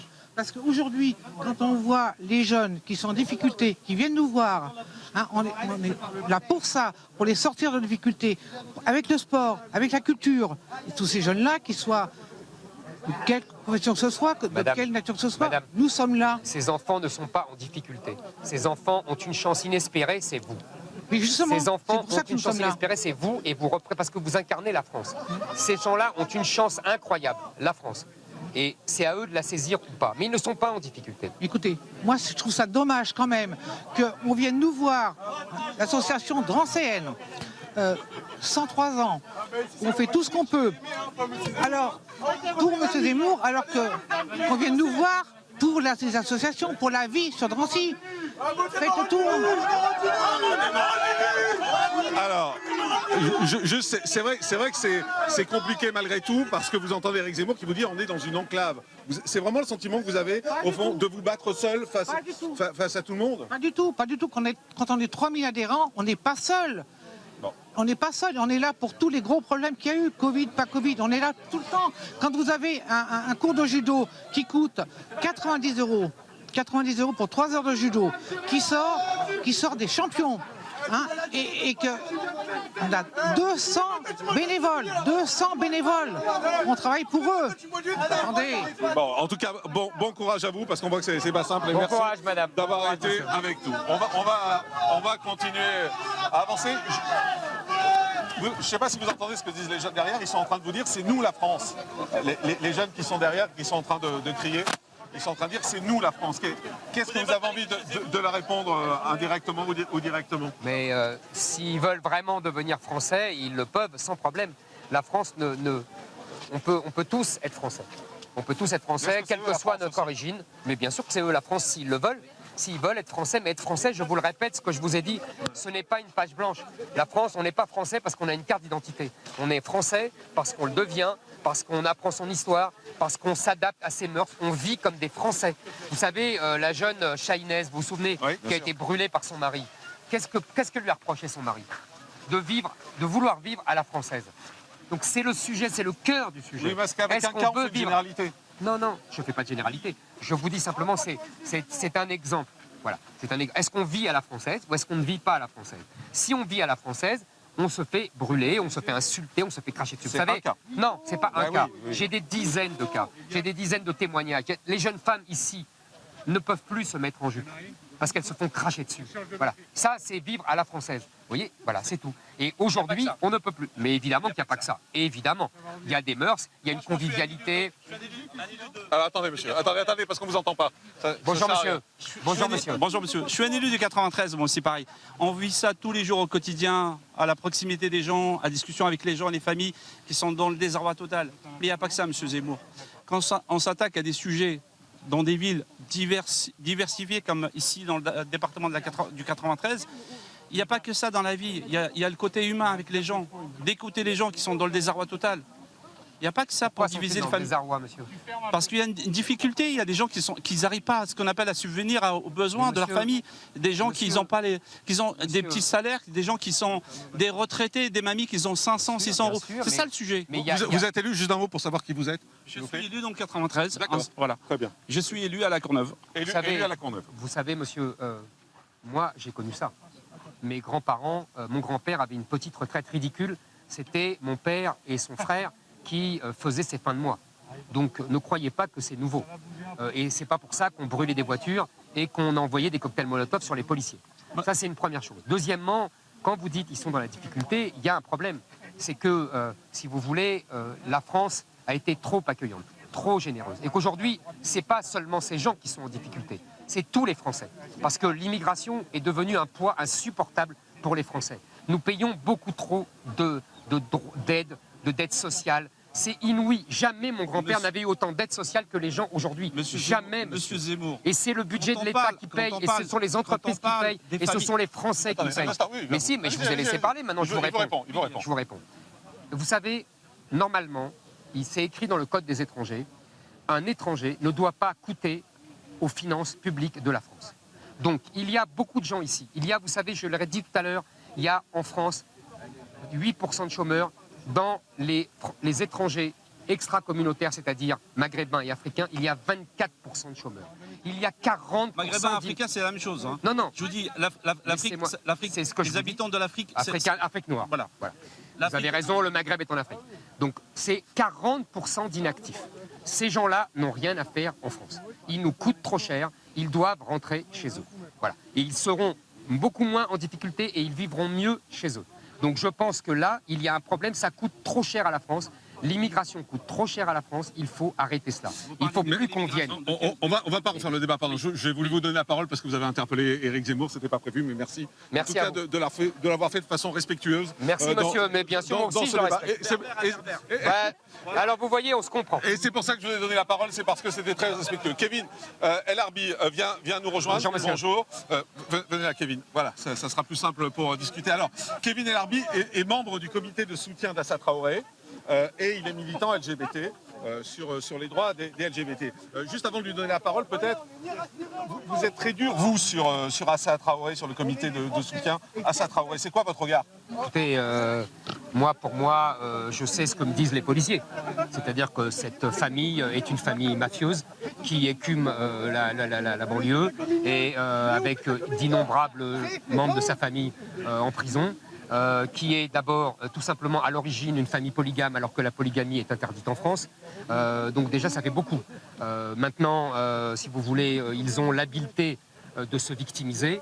Moi je pense que ce sont eux qui devraient rendre hommage aux victimes dont ils ont été qui sont victimes d'eux et victimes de leur fratrie. Voilà, ça c'est la première chose à faire. Alors, Kevin El Arbi, vous soutenez cette famille, vous soutenez Assa Traoré. Quand vous entendez des mots comme ça vous fait bondir? Non, j'ai déjà entendu Éric Zemmour dire cela. Tout d'abord, saluer votre courage. Je trouve ça très honorable de votre part de faire ça, bien qu'étant complètement dans une conviction idéologique complètement différente à la vôtre. En revanche, je pense que ce que vous faites, c'est le mauvais sujet. C'est-à-dire qu'au lieu de polariser sur cette famille, peut-être faudrait-il plus polariser sur ce mouvement que ça a créé. Des étrangers, des Français assimilés, des étudiants en médecine, d'origine maghrébine, d'origine nord-africaine, complètement assimilés, étudiants à Nanterre, étudiants, je ne sais pas, en Seine-Saint-Denis, qui disent, moi quand je vais manifester, pas forcément sur ces thèmes-là, quand je vais manifester, que ce soit sur des choses plus sociétales, sur des choses même peut-être autour de l'écologie, quand les forces de l'ordre atteignent, veulent attaquer, ce sont toujours sur nous. Vous, tout à l'heure, en introduction de l'émission, vous parliez de rapport à M. Morandini pour expliquer certaines de vos thèses, etc. Vous êtes beaucoup sur les chiffres, ce que j'entends et ce qui est totalement louable. Cependant, c'est objectif, c'est tout. Quand Jacques Toubon, en 2017, défenseur des droits à l'époque, Jacques Toubon venant d'une famille proche de la vôtre, politique, Absolument. le RPR, on peut dire ça. Absolument. Quand Jacques Toubon fait un rapport labellisé par le défenseur des droits, qu'il était, institution donc nommée par le président de la République, quand il dit qu'un jeune issu de l'immigration a 20 fois de chances de plus d'être interpellé par les forces de l'ordre en contrôlant faciès ou dans les manifestations, que dites-vous à ça? Il ne s'agit pas d'Assa Traoré, il ne s'agit pas de sa famille, il s'agit de cette voix que ça soulève. Je vais vous répondre. Voilà. D'abord, Monsieur Toubon, je le connais bien, ça vous avez raison. Et j'ai écrit d'ailleurs dans mon livre un petit portrait de Monsieur Toubon, qui est l'exemple même de la chiraquie, c'est-à-dire que l'important pour eux, ce sont des places et non pas les idées. Je trouve ça très triste. J'ai connu, mais absolument, j'ai connu Monsieur Toubon quand il faisait des beaux discours sur l'assimilation et à 20 ans ou 30 ans plus tard, il fait discours sur le multiculturalisme. Il a tourné sa veste, c'est son problème. Deuxièmement, je voulais vous dire, quand vous dites il était le représentant des droits, il a été défenseur des droits. Il faut que vous, nommé par le président de la République, nommé par un président de la République de gauche, c'est François Hollande qui l'a nommé. Il faut que vous sachiez quand même, mais vous devez le savoir, que cette institution était complètement prise en main par les militants multiculturalistes, antiracistes et LGBT d'ailleurs. Et que M. Toubon n'était que, si vous voulez, cette institution, je la supprimerai. D'accord. Voilà. Supprimer le défenseur il y en a des droits. Beaucoup d'autres à supprimer. Parce qu'on n'a pas besoin de défenseur des droits. On n'a pas besoin, la République défend très bien les droits. Troisièmement, je voulais vous dire... Absolument. Troisièmement, je voulais vous dire, quand vous dites que les jeunes ont plus de chances d'être... 20 fois plus. L'ONU et le rapport de mais Jacques bien Toubon. sûr, vous avez sûrement raison. Et je ne le conteste pas. Maintenant, vous savez, c'est une discussion qui m'a coûté un procès il y a 10 ans. Donc je vous répète ce que j'ai dit il y a 10 ans. Il est tout à fait normal qu'il y ait plus de contrôle sur ces jeunes parce que tout simplement, c'est dans cette population qu'il y a le plus de délinquants. Et que si vous avez, et que les policiers font avec leur expérience, c'est-à-dire qu'ils savent où sont les délinquants. Donc évidemment, quand ils repèrent un jeune à casquette, avec un survêtement, etc., ils savent que la plupart des délinquants ont ce profil-là et donc ils l'arrêtent. Ça s'appelle le délit de faciès. Absolument. Donc vous êtes pour le contrôle au faciès. Non, je comprends. Non, attends, laissez-moi finir. Pardon. Je comprends. Je vous ai dit, j'ai été condamné il y a 10 ans, donc j'assume. Hein, Et je n'ai donc, même pas fait appel. Et vous répétez. Je répète. Vous répétez aujourd'hui, Je répète alors que vous avez été aujourd'hui. condamné pour ça. Absolument. Je répète aujourd'hui.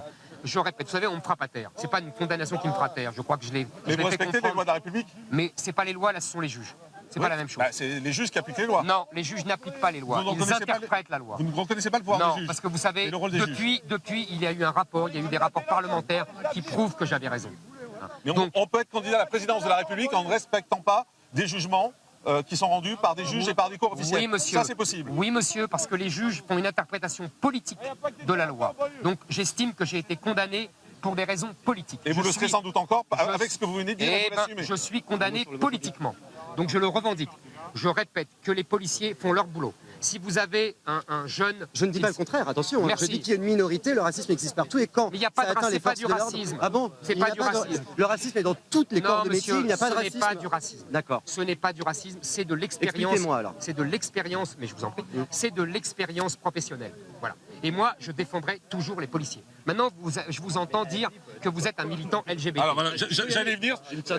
Il a quelque chose à vous dire sur l'homophobie. Mais je vous en prie. Puisque j'ai lu vos deux, je suis complètement de l'idéologie inverse, cependant, je m'intéresse à ce que vous dites, donc j'ai lu vos deux précédents livres. Alors il y a des petites choses qui me semblent un petit peu... Hier, quand vous dites dans le grand jury RTL, on vous interroge sur le mariage pour tous.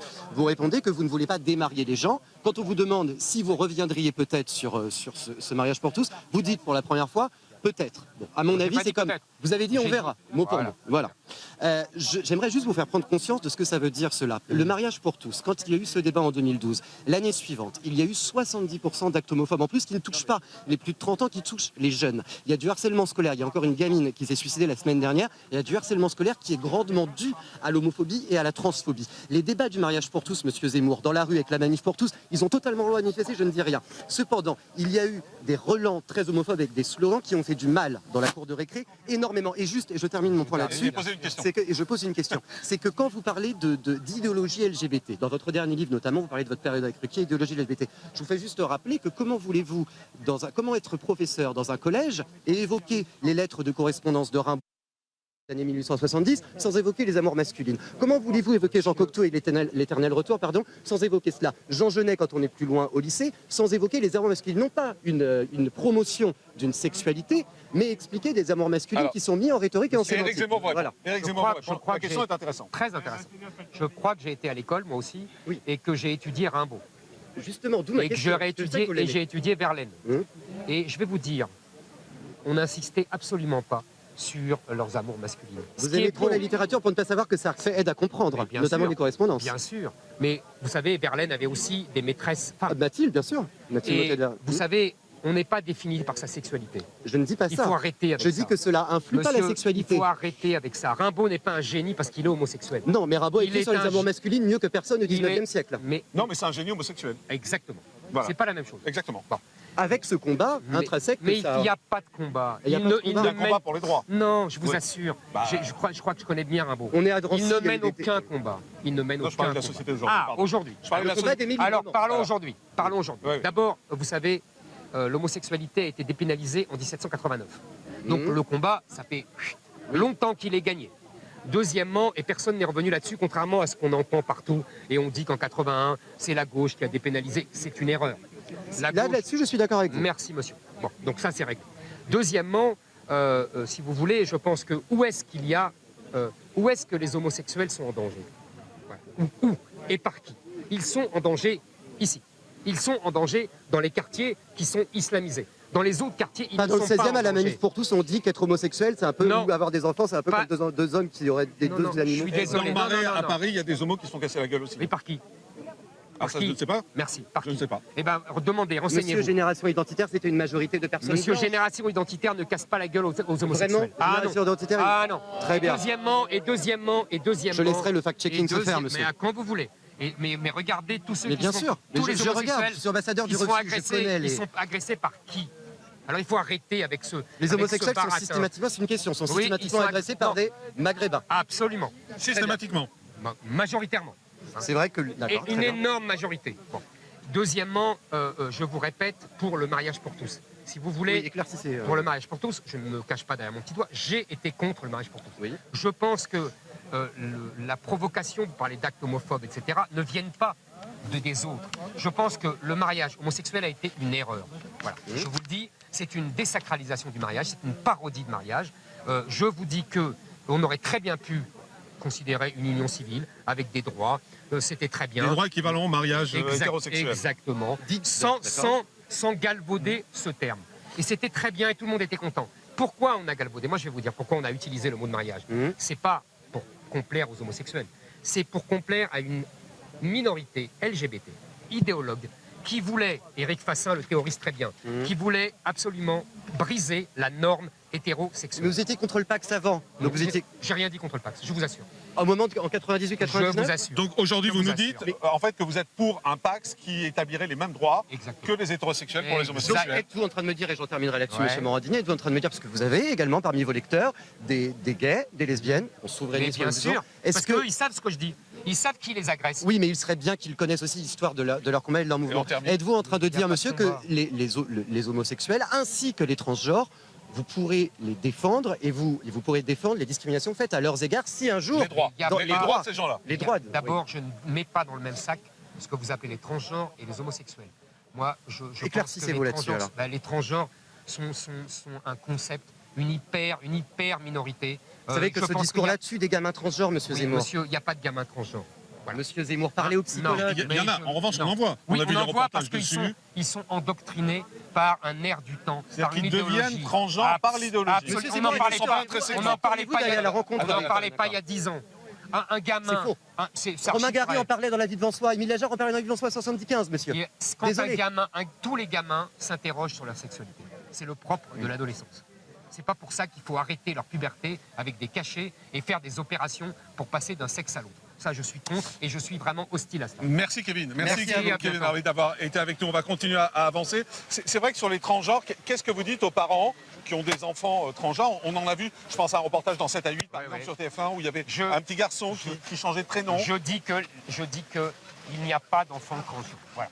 Je dis que les enfants... Mais ces gens-là, ils existent? Écoutez-moi, non, ils existent parce qu'il y a une idéologie qui les favorise. Il y a 30 ans, il y a 20 ans, on n'en parlait pas. Pas des enfants. Non, monsieur Morandini. Les enfants, je vous répète, ils sont garçons ou filles. Il n'y a pas un troisième sexe. Et quelqu'un qui a plus de 18 ans, en revanche, vous acceptez que cette personne soit transgenre? Là, je n'ai pas accepté. Si elle estime que vraiment, si elle est majeure, on peut discuter. Mais je pense qu'il faut arrêter avec cette idéologie des transgenres. Il n'y a pas de genre, il y a des sexes. Il y a un homme et une femme. Après, la sexualité est libre, évidemment. Je voudrais que Xavier Iacovelli nous rejoigne. Bonjour, monsieur le sénateur. Bonjour, venez là, ça va être plus simple. Bonjour, merci d'être avec nous. Éric Zemmour est là. Vous êtes sénateur En Marche des Hauts-de-Seine, président de Territoire de Progrès. En Marche. En Marche, oui, tout à fait. Vous avez entendu un discours assez dur d'Éric Zemmour sur, en particulier, Drancy, sur tout ce département, disant qu'aujourd'hui, c'était plus la France. Quand vous entendez ce type de discours, qu'est-ce que vous avez envie de lui dire? Déjà, monsieur Zemmour, bonjour. Ça fait 30 ans que vous êtes dans le débat public, donc en fait, on connaît vos phobies, vos peurs, que vous distillez dans vos livres, que vous distillez aussi sur les plateaux télé et que vous avez distillé aussi ici à Drancy.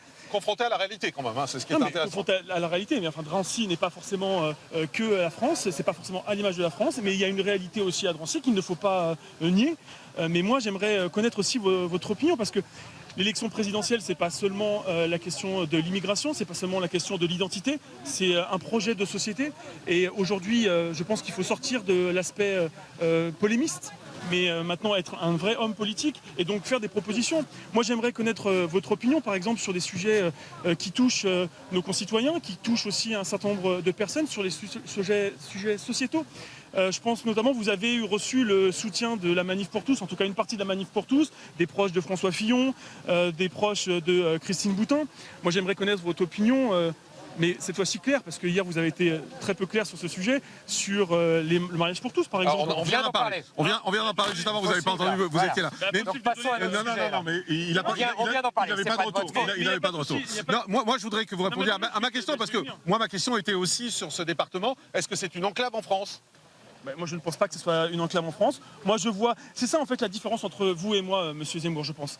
Vous savez, moi, je viens d'un quartier populaire également. J'ai grandi dans une cité, j'y ai vécu pendant 33 ans. Moi, quand je rentre dans ce quartier populaire, quand je vais voir mes avis, je vois avant tout des Français. Je ne vois pas des Noirs, des Blancs, des musulmans, des catholiques. Je vois des Français. Alors, je ne nie pas les problématiques. Il y a des vraies problématiques dans les quartiers, d'insécurité, peut-être de communautarisme. Il y a la religion ou pas? le communautarisme, oui, c'est aussi en partie lié à la religion. Mais il faut lutter contre ça, puisque la République, avant tout, elle est une et indivisible. Donc il faut bien sûr lutter contre ça. Mais avant tout, moi, je vois des Français. Donc il ne faut pas lier l'immigration, il ne faut pas faire un sujet de société simplement l'immigration et l'identité nationale. Alors, Éric Zemmour, Monsieur le sénateur, d'abord, je voudrais vous reprendre sur le vocabulaire.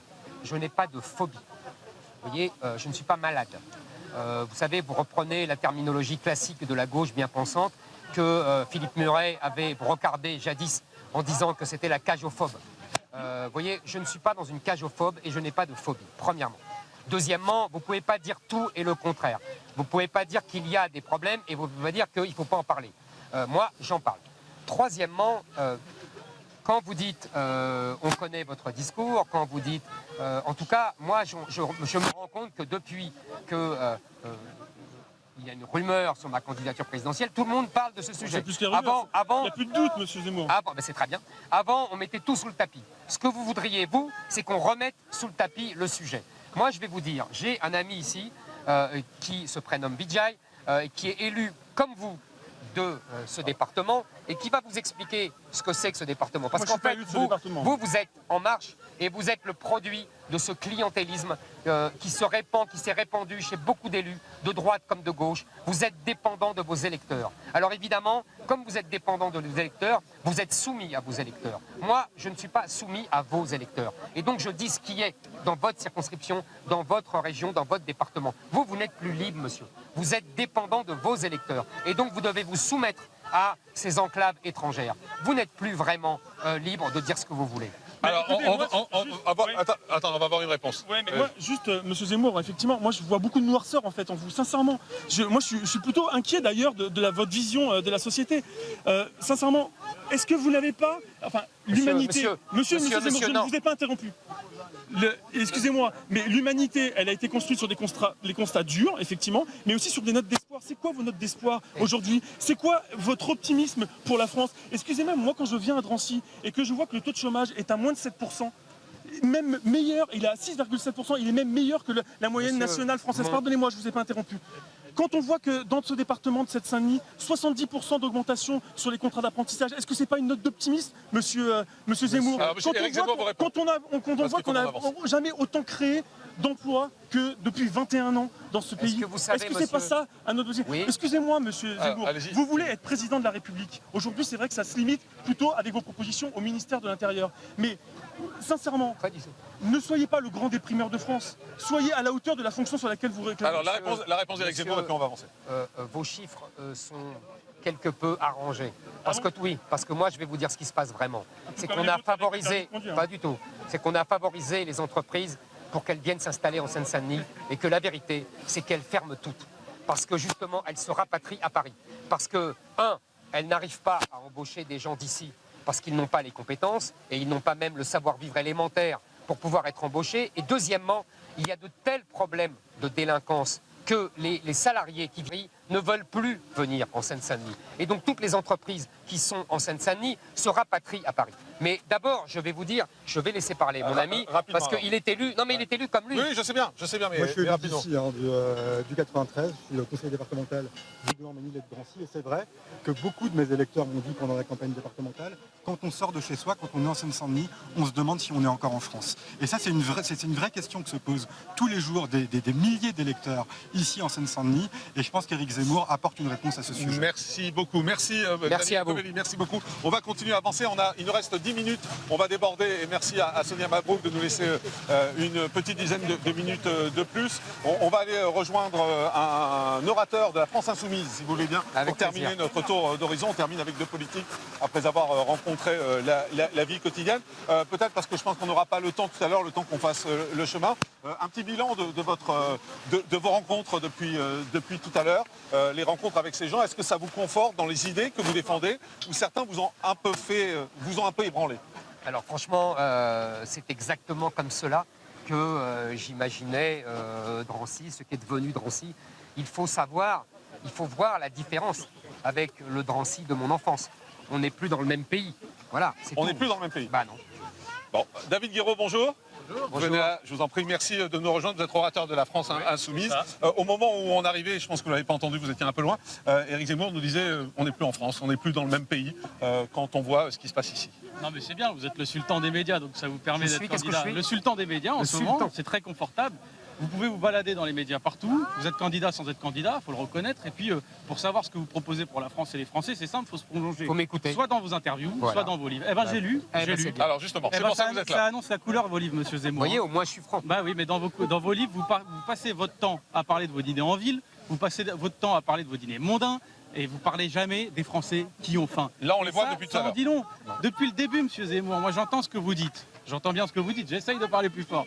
J'entends bien ce que vous dites, monsieur Zemmour, dans les médias. Il y a plein de Français, des millions de Français. Madame, juste un instant, si vous vouliez arrêter d'hurler, ça sert à rien. Bah si vous voulez, mais ça sert à rien. Allons-y. Il y a des millions de Français qui sont en train de s'enfoncer dans la misère et la précarité, qu'ils soient noirs, blancs ou arabes. Des millions. Et vous, ce que vous proposez, c'est quoi? C'est d'augmenter l'âge de départ à la retraite, de voler un peu de vie aux gens, de temps de vie. Ce que vous proposez, c'est, vous refusez l'augmentation du SMIC. Vous êtes contre le fait d'augmenter les salaires. Et la vérité, c'est que vous comptez rien faire contre les plus riches de ce pays qui, eux, se sont mis 110 milliards d'euros dans les poches pendant la crise, pendant que les Français étaient saignés à blanc et qui se demandaient comment ils allaient remplir le frigo pour leurs enfants. C'est ça ce que vous comptez faire. Vous n'allez rien leur faire parce que vous avez besoin d'eux, monsieur Zemmour. Pour écrire vos livres, vous avez besoin d'eux, qui soit dit en passant. Hein. Je vous le dis comme ça. Vous passez votre temps. Ah, des riches, parce que vous avez besoin de balancer. Il n'y a que les riches qui achètent les livres. C'est intéressant parce que là, on a basculé sur autre chose, qui était l'aspect économique. Non, mais vous allez... C'est bien, c'est une bonne question. On va prendre la réponse d'Éric Zemmour. Et puis, je vais juste finir. Vous balancez votre temps, vous passez votre temps à balancer des conversations privées. Ça en dit long sur le degré de confiance qu'on peut vous accorder. Chez nous, on appelle ça une pouquille. Parlons des Français. Mais on va parler des Français. Votre méthode, elle est pourrie. Parce que pour convaincre les gens de se laisser dépouiller, vous êtes en train de cibler, qui ça? Les étrangers. Voilà, c'est votre cible préférée, c'est les étrangers. Et pour ça, vous êtes prêt à mentir, à travestir la réalité, et à mentir sur les chiffres, et à tromper les gens. Alors, enfin, dialogue. Vous avez dit, par exemple, attendez, non, mais si vous faites un discours, ça serait bien qu'ils répondent. Les étrangers sont trois fois plus inactifs, c'est ça? Je vous donnerai les chiffres. Alors, il vous répond et vous dialoguez. Ce qui est intéressant, c'est le dialogue. D'abord, je tiens à vous dire que moi, quand je raconte mes dîners, mes déjeuners, comme vous dites, c'est parce que d'abord, ça correspondait à mon métier de journaliste, et qu'en plus, je trouvais ça intéressant de voir le décalage entre ce que les gens, les politiques en particulier, disaient en privé, me disaient en privé, et ce qu'ils disaient en public. Je pense que ça intéresse les gens. Sur ça, si vous voulez bien, parce que je pense que c'est pas ce qu'attendent les gens de cette émission. Vous avez raison. Vous avez raison. Deuxièmement, les chiffres sont patents. C'est-à-dire qu'il y a aujourd'hui, je le répète, je l'ai dit tout à l'heure, pardon pour les téléspectateurs, mais monsieur n'entendait pas, il y a 8% de chômeurs en France, en moyenne. Il y a parmi la population étrangère hors Union européenne 24% de chômeurs. Il y a 13%. Non, c'est pas monté. Non, 13%, c'est pas ça. Il y a 13% d'inactifs en moyenne. En France, inactifs, c'est chômeurs plus inactifs. Et dans la population extra-européenne. C'est pas un chômeur, un inactif. Mais j'ai dit chômeurs plus inactifs. D'accord. Sinon, ça serait 8% les chômeurs. Bon. Donc il y a 13%. Et là, il y a parmi la population étrangère hors Union européenne, une fois de plus, donc essentiellement africain, il y a 40% d'inactifs. Je peux vous arrêter là-dessus? Non, je finis. Je vais quand même le faire. Mais vous allez me répondre, vous n'êtes pas m'arrêter. Allez-y. Non, je ne suis pas en train de mentir. Je voulais simplement dire que ces gens-là, vous savez, il y a une règle, je l'ai déjà dit, dans le Code des étrangers, qui dit que les étrangers ne doivent pas coûter aux finances publiques. Donc ces gens-là n'ont rien à faire ici, car ils coûtent aux finances publiques. Voilà ce que je dis. On n'aurait pas dû les accepter, et on n'aurait pas dû les accepter. Et ensuite, il ne faut plus reconduire automatiquement leur titre de séjour. Et voilà où vous êtes en train de mentir. Vous dites qu'il y a 14% d'inactifs. Non, de chômeurs. Non, vous avez dit inactifs, monsieur. Ah, 13% d'inactifs. 14%, c'est pas très grave. Non, c'est pas 14% d'inactifs français. En France, en moyenne. C'est quoi un inactif? C'est quelqu'un qui est soit chômeur, soit qui ne veut pas travailler. Est-ce qu'on peut, plutôt qu'une guerre de chiffres, est-ce qu'on peut aller sur des solutions? Parce que les guerres de chiffres, honnêtement, c'est pas possible. Monsieur Zemmour, donc les retraités, par exemple, c'est des inactifs. Mais non. Selon l'INSEE? Mais non. Ah d'accord. Donc en fait, ce que vous faites dans votre calcul, c'est que pour les étrangers, vous comptez les retraités. Parce que l'INSEE vous a répondu, monsieur. Vous comptez les retraités parmi les 40% d'inactifs. Par contre, pour les Français, oui, je le sais, je l'ai lu. Ils vous ont répondu, ouvrez votre courrier. On peut parler de projet. On peut parler de projet. J'y vais. Oui, mais on va y aller, nous Mais aussi, justement, on ne peut pas avoir un projet si on se base sur des mensonges. Pour les étrangers, vous comptez les retraités. Pour les Français, vous ne comptez pas les retraités. Si vous comptez les retraités pour les Français inactifs, vous vous rendrez compte qu'il y en a 30% d'inactifs. C'est normal, les gens sont retraités. Voilà. Et donc, vous êtes en train de mentir. Vous faites que ça pour les étrangers. C'est la comparaison de l'INSEE, ce n'est pas moi. La comparaison de d'abord, je vais vous répondre à ce qu'il a dit tout à l'heure sur les riches. Allons-y. Je ne suis pas le candidat des riches. Moi, je dis au contraire, je pense qu'il faut rassembler les Français pour défendre la France telle qu'elle est et ne pas changer de civilisation et ne pas changer de peuple. Et pour ce projet-là, il y a des Français des classes populaires, il y a des Français d'où qu'ils viennent d'ailleurs, et il y a des Français plus aisés. Et c'est cette alliance que je défends, c'est cette alliance qui justement évitera ce que vous défendez, vous, c'est-à-dire la lutte des classes. Vous avez un projet authentiquement révolutionnaire, authentiquement destructeur et belliqueux, qui est mort aux riches. Ah bah il y aura moins de dîners en ville, hein. Ça il y aura moins à dire, je vous confirme. Vous savez, mais non, mais parce que vous il n'y aura pas moins de dîners en ville. Simplement c'est vous qui dînerez en ville. Mais non, on la connaît celle-là. Vous savez, on a connu les Jacobins, on a connu les communistes. Vous voulez simplement remplacer les riches. Moi je vais vous dire, on vous connaît, monsieur, on vous connaît. Monsieur Zemmour, laissez-moi. On a connu, ça fait 2 siècles que vous faites ça. 2 secondes. Donc ça marche pas. Vous voulez simplement remplacer les riches et vous voulez leurs privilèges. S'il vous plaît. Vous dites que vous voulez allier la bourgeoisie et les classes populaires. Vous le dites, ça je vous le reconnais. Pour la bourgeoisie, on sait ce que vous faites. Rien. Vous ne touchez pas leurs dividendes, vous ne touchez pas leurs profits. Pour les classes populaires, vous proposez rien, monsieur, parce que l'allongement de l'âge de départ à la retraite, c'est les classes populaires, les Français, qui vont payer ça. Parce qu'il y a une différence d'espérance de vie entre les 5% les plus pauvres et les 5% les plus riches de 13 ans, d'accord? C'est eux qui vont prendre en pleine tête l'allongement de départ à la retraite. Ça, c'est la réalité. Et derrière, vous êtes en train de nous dire, et en plus, vous êtes en train de nous dire, c'est ça qui est grave. C'est que vous allez prendre l'argent sur les étrangers. Encore une fois, à chaque fois que vous prenez des chiffres sur les étrangers, ils sont faux. Vous nous avez dit récemment que, par exemple, pour les allocations de la Caisse des allocations familiales, c'était 40% d'étrangers. C'est complètement faux. La Caisse des allocations familiales, elle vous a répondu. Encore une fois, il faut ouvrir votre courrier, M. Zemmour. Il n'y en a que 10%. Pour les personnes nées à l'étranger, il y a 5 millions de personnes nées à l'étranger qui touchent des allocations, 30 millions d'allocataires au total, ça fait que 15% de bénéficiaires. On ne sera pas d'accord. C'est que vous mentez avec les chiffres et que moi je les connais parce que moi j'ai bossé mon projet. Vous êtes la vérité intégrée. Non, moi je Éric Zemmour, une phrase, il nous reste 3 minutes. Vous travaillez, mais oui. Il nous reste beaucoup plus que vous inquiétez pas. Je crois pas. Je voudrais simplement dire qu'il y a effectivement l'âge de la retraite. C'est ça sur laquelle vous m'avez interrogé. Aujourd'hui, il y a une espérance de vie supérieure à 64 ans par rapport à l'espérance de vie à 60 ans en 1981. Pour tout le monde. Donc vous voulez faire partir quand ils sont plus en bonne santé? Non, pas du tout. C'est 64 ans l'espérance de vie en bonne santé. Il y a simplement un problème. Quand ils sont plus en bonne santé. Il y a un problème, c'est que d'abord, le travail, c'est la santé. Non. Mais si. Allez dans une usine, allez dans une usine dire ça aux gens, aux gens qui ont le dos cassé, monsieur. Mais même les gens qui travaillent dans les usines, 65 ans, vous allez même les gens qui travaillent dans les usines, c'est bien de travailler. Moi, je sais. Vous croyez qu'une caissière qui travaille à 60 ans, qui porte des poids, etc., ou 65 ans, vous pensez que c'est audible de lui dire le travail? Une infirmière, un policier à 65 ans? Ne faites pas de misérabilisme. Non, mais ça, on vous connaît vos méthodes. Vos méthodes communistes, on les connaît. Ah bah oui, là je les utilise bien. Vous les connaissez. Ça ne marche pas avec moi. 64 ans pour un policier, ça ne marche pas. On connaît vos méthodes communistes. C'est sympa. Oui, monsieur, je maintiens. D'abord, il y a des gens qui rentrent plus tôt, qui travaillent plus tôt. Ceux-là, évidemment, ils auront les annuités, ils pourront partir plus tôt, c'est une évidence. Mais pour le reste, je confirme, d'abord, c'est bien de travailler. Les gens aiment leur travail le plus souvent. Mais oui, jusqu'à 65 ans. C'est pas des vieillards à 65 ans. Donc non, mais des gens fatigués, c'est parfois des gens fatigués. 63 ans. C'est parfois des gens fatigués. Si, je vous répète, s'ils ont commencé plus jeunes. C'est pas très fatigant, M. Zemmour, je suis désolé. Mais qu'est-ce que vous faites? Vous allez à l'usine, vous? Mais moi, je me plains pas de ma vie. Alors, vous voulez pas faire de misérabilisme. Mais moi aussi. Moi, je défends les pauvres, mais vous voulez pas vivre pareil. Parce que je vais vous. Mais vous non plus. Mais vous non plus. Mais moi, je me mets à leur place. Mais vous non plus. Mais moi aussi, je me mets à leur place. Et je vais vous dire. Et je vais vous dire. Et on va arrêter là. Et je vais vous dire. Comme disait Jaurès, la nation est le seul bien des pauvres. Les pauvres, ils veulent sauver leur pays. Et ils en ont marre que des gens venus de partout se soient assistés par leur travail. Voilà. Et on arrête là. Merci beaucoup. Merci, monsieur Zemmour.